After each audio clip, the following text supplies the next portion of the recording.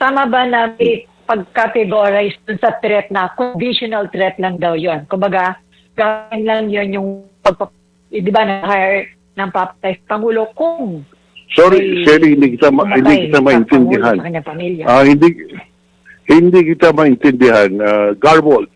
Pakiulit mo lang. Oh. Okay, sabi ko kasi sa pagtatanong ni Judge Alan Cayetano, may tuturing bang conditional threat yung pagbanta ng presidente? So kung conditional threat, parang hindi ganun katindi yung level ng pagbabanta? Hindi ko po makuha yung ganung klaseng classification na conditional. Ang usually sa revised penal code, ang condition, nag-i-impose ka ng condition. Sinasabi mo, dapat gawin mo ito. Kung hindi mo gagawin ito, ay papatayin kita. Yun ang condition. Ngunit dito, hindi ko malaman kung ano yung condition eh. Yung kondisyon pag hindi ko po maintindihan ano ang kondisyon na sinasabi. Ganun pa man, kondisyon mo no hindi naman to trial kung guilty siya ng grave threats o hindi eh.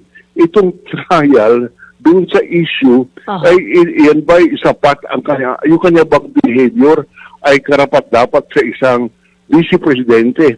Is that betrayal of public trust kung saan sinasabi mo papatayin kita.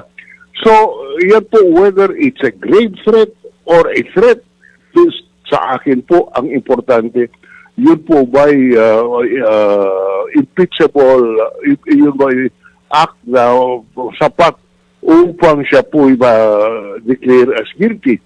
Yun po ang ating pag-uusapan. Kaya yan po ang dapat tingnan at pagdesisyonan ng impeachment court. Hindi po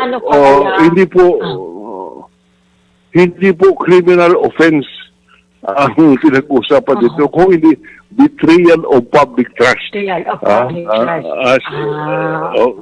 Yun po.